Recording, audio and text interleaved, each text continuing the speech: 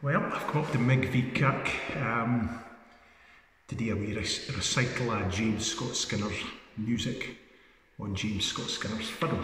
This is one of his fiddles because he probably had quite a few in his lifetime, some more significant than others, but this one in particular was one he swapped for another fiddle with a chap called Tuppenny Willie. But the other fiddle, which was not as good as this, came with a cash amount as well, so Skinner, being eye hard up, had thought that was a deal, but this was definitely an excellent instrument, the Italian fiddle. So I'm going to play a wee recital of Skinner's music. So I'm going to start with a march called the Duke of Fife's Welcome to D-side, followed by the Laird o' Drumblair, and then the left-handed fiddler to finish.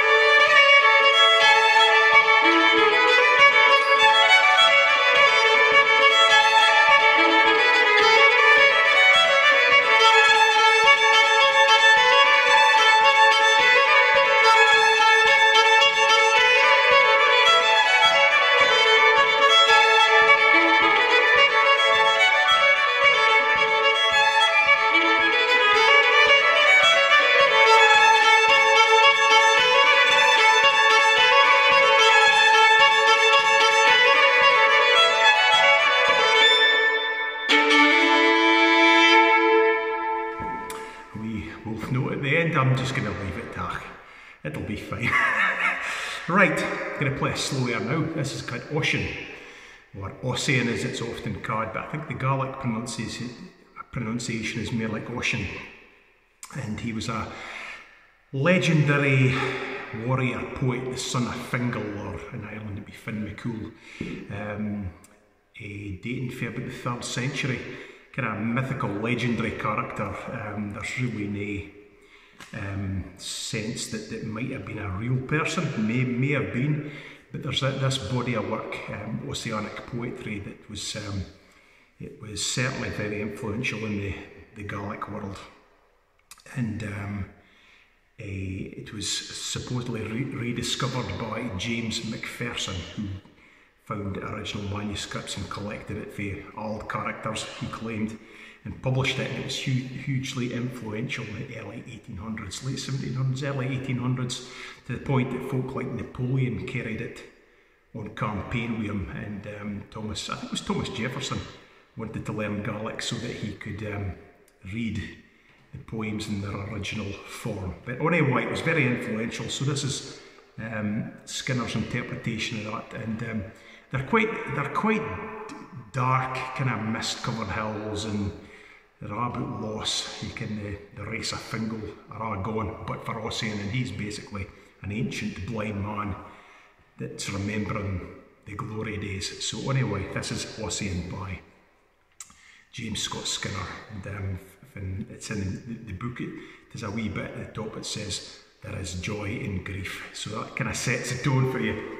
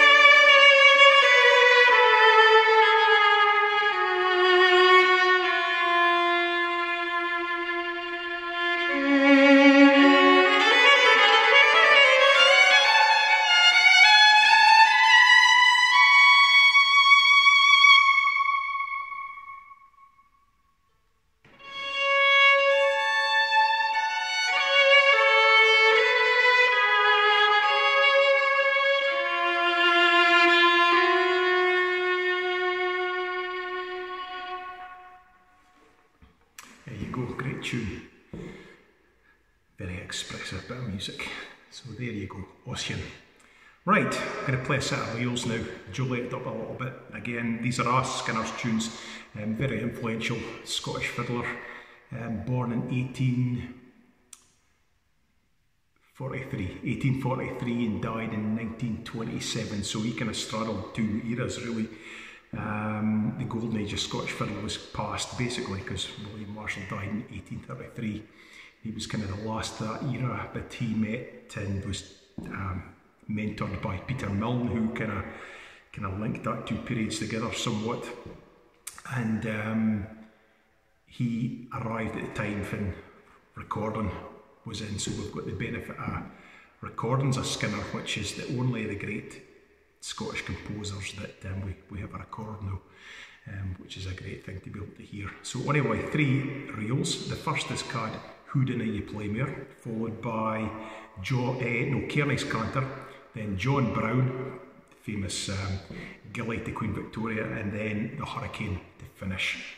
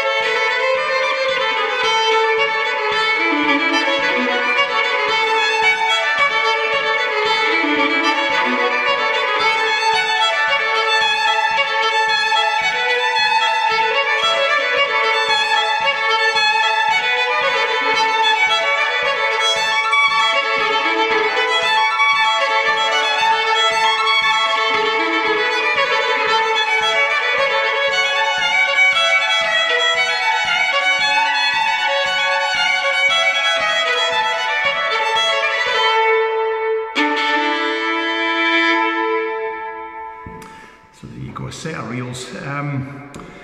I've decided to go through this in a order, rather than try to do that set at a time, stop, and then edit together. I thought, let's just try and do it in a order. There'll be mistakes, and that's just tough, it happens, but hopefully not too many, but rather than having to go back and back, I've decided just let's go, we fit, we get. So let's hope it goes alright, there's no disasters. This next set there might be. I'm going to start with a slow strathspey called Mackworth, which is actually fine. It's a second tune for We Could Come Unstuck.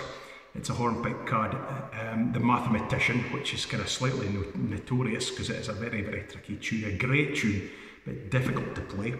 And then I'm going to finish up with a jig card, Miss Isabel Ewan, which Skinner didn't write a lot of jigs, just a handful. I mean, out of the 600 plus tunes that he supposedly composed, I've only come across about 6 or 7. So, but this is a fine tune which I really like, and it's for the Miller Ahern collection. So, Mackworth to start.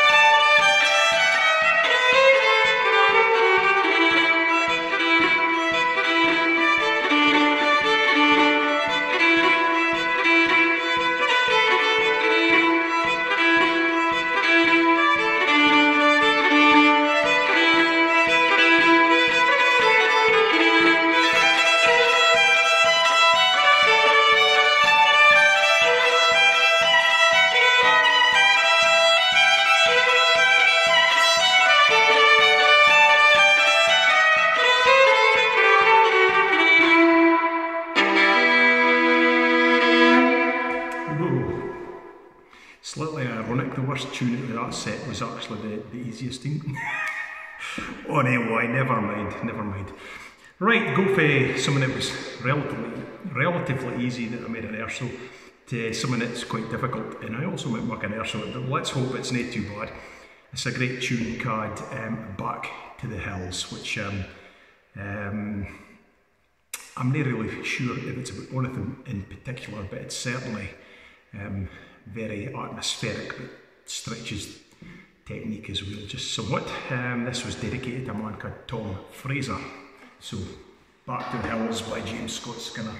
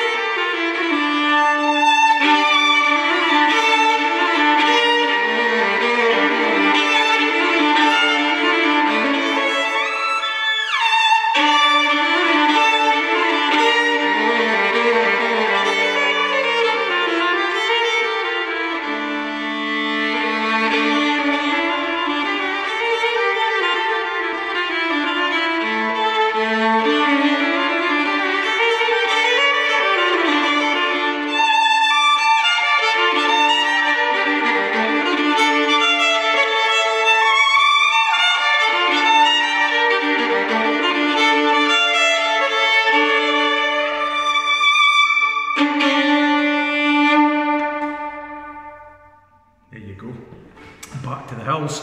Right, I'm going to crack on with a tune called the Cameron Highlanders, Well Kent March, and that's going to follow wee Glenlivet, the Strathspey, and the £10 fiddle to finish.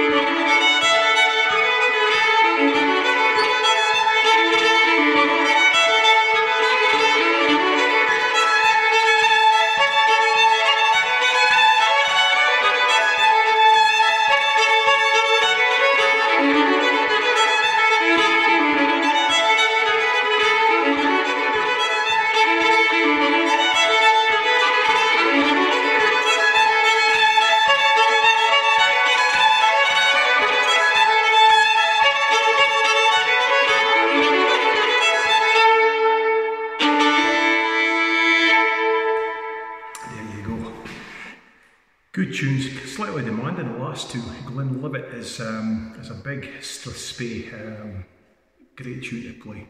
But you can't robust and rugged. Anyway, moving on to someone else that's robust and rugged, I'm going to play Sir William Wallace, which is a fantastic tune, and I think it is a fitting piece for Scotland's greatest hero, Sir William Wallace.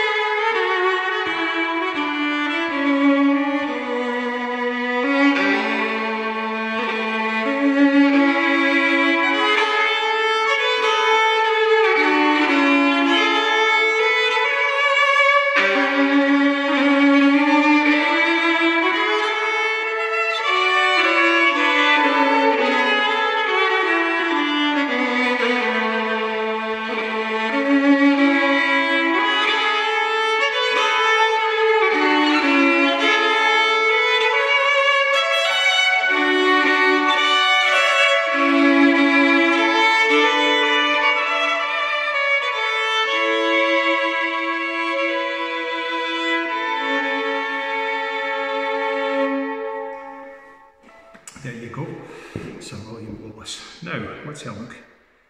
March, Strathspey and Reel, Dumbarton Castle, followed by the Miller of Hearn, which I think Skinner I maintained it was one of his best tunes.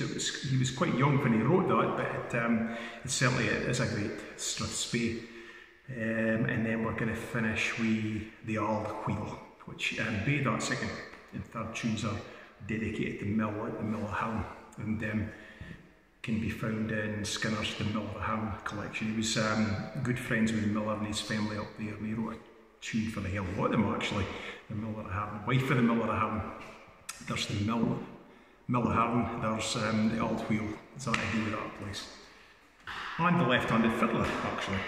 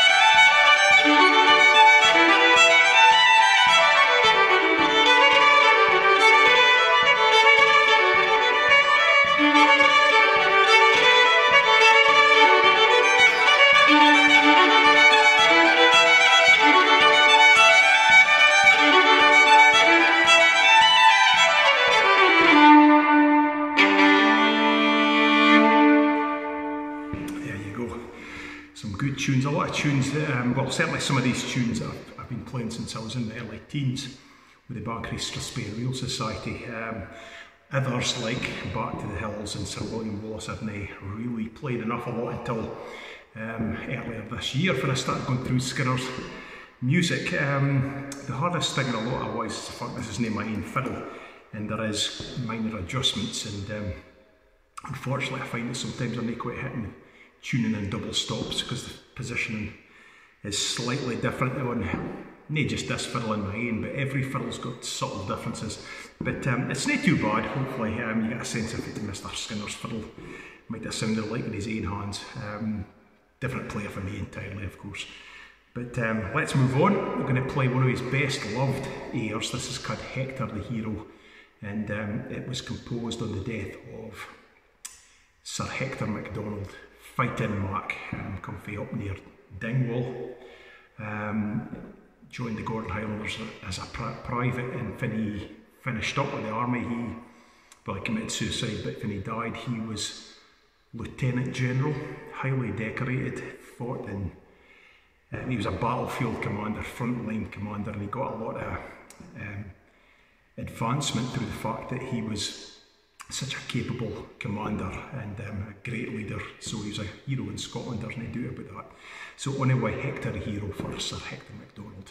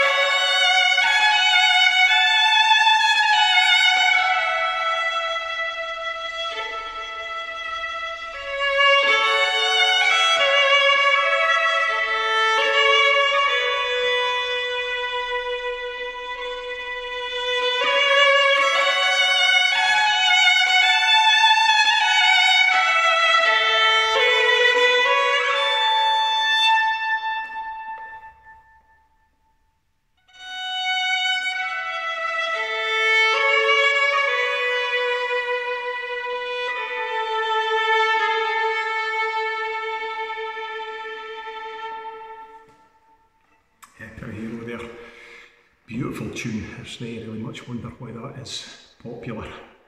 Right, I'm going to play one more set, I think. I'm going to play another slow tune, so if you don't like slow tunes, sorry, tough. But this is a great tune. It's called Garth Castle, which is in a lonely spot just at the foot of the Lecht, when we went up the ski slopes. We were in Strathdown, and just at Cockbridge, it's near the original castle, but it's been like that for quite a long time. That would have actually housed redcoats post 1745, initially for looking for Jacobites and keeping the peace in one of the great mountain passes. But then it was to do with whisky smuggling. Actually, the garrison was maintained. 1745, it was captured by the Jacobites, and it was only abandoned when the Duke of Cumberland's forces were coming up Strathdown, up the Don to retake the castle. So it was abandoned. They dumped all this gunpowder and shot all these musket balls, and you can still find them in the burn at the foot of the hill down for the castle. But it's a site that, I mean, it's aside the road, it's aside the river, it's aside the mountain pass, and it's even an important strategic place. And in the late 1500s, during the feud between the Forbeses and the Gordons, Adam Gordon decided to raid into Forbes land and attack the castle and try and capture Lord Forbes, Towie, Lord Forbes of Towie. Towie's further up the river, mind you, but Corgarth Castle was held by Lord Towie, who was married to Lady Campbell, both Protestant families. When he got there, discovered Lord Towie wasn't there, and demanded the castle surrender. Lady Campbell refused.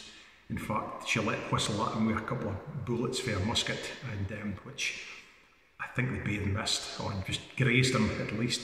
And so he ordered the castle burnt, and I think there was someone in the region of 37 folk burnt alive, including Lady Campbell and her children. So quite a gory incident, not untypical of the times, unfortunately, in Scotland. But anyway, Corgarth Castle, followed by Athelbrose, the Reel o' Tullach, and the Deal Among the Tailors. Now, the last three tunes are no Skinner tunes, but Skinner definitely recorded them, and some of these tunes he actually put variations to, but the last tune would be a good example. Deal Among the Tailors, very well kept Scottish reel, but Skinner wrote the variations. So I think this is how I'm going to finish up. So we'll see what we get on now. Starting with Corgarth Castle.